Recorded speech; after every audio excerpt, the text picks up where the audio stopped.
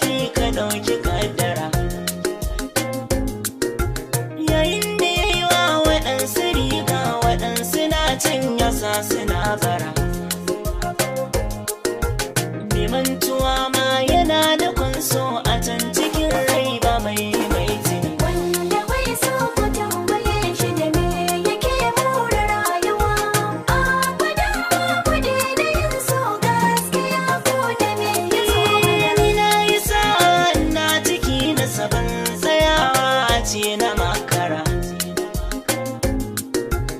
Sammako ne na masu azama alfijir shi ka da zakara. Banda sona da wahalar sani da zai azabtar da masu kirkira. Bincike na da nai na gane gara a domin sani da ke gini. Wanda bai so ku tambaye shi da me yake more rayuwa. Abadan babu daina yin so gaskiya ko da me ya zo mana. Haddamanne a bangaren so shi ake cewa mai kala-kala.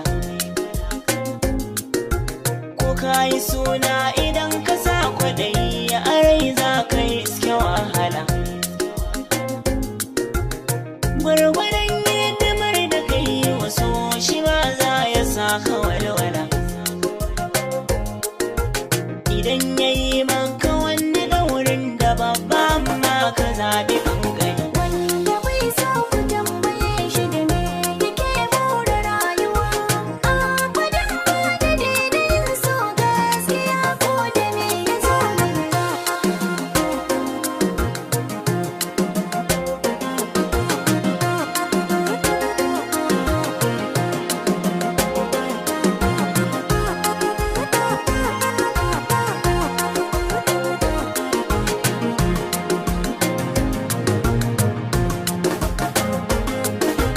Wanda bai so ku tambaye shi da me yake more rayuwa.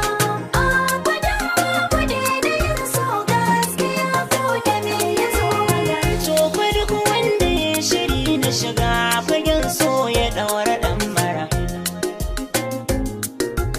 Ya ƙara ƙaimi ya toshe kunne ya yi nisa ya daina jinkira. In yana son biyan buƙatar rai kawai kar ya ɗauki shawara. Maganin so ka sama abin so ba na sayin limi ka sansani. Wanda bai so ku tambaye shi da me yake more rayuwa. Abadan babu daina yin so gaskiya ko da me ya zo mana. Masu yaka da masu idawa shi so ba abin biya ba ne. Ba aro ba a takurawa kan rike na kana nawa ne. Hankali ba ya firgitarwa shi kadai so gumi yakan sani. Nutsuwa a jiki yake sawa kamar an rufe ka da zani. Wanda bai so ku tambaye shi da me yake more rayuwa.